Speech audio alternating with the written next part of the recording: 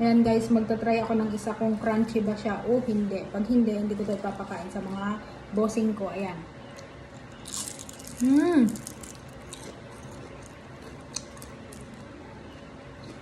Narinig nyo naman, di ba?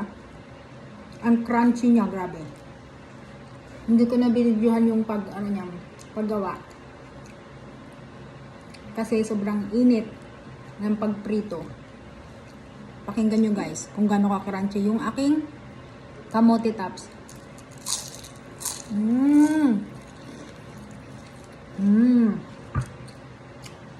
Try nyo na. At ito naman ang kangkong.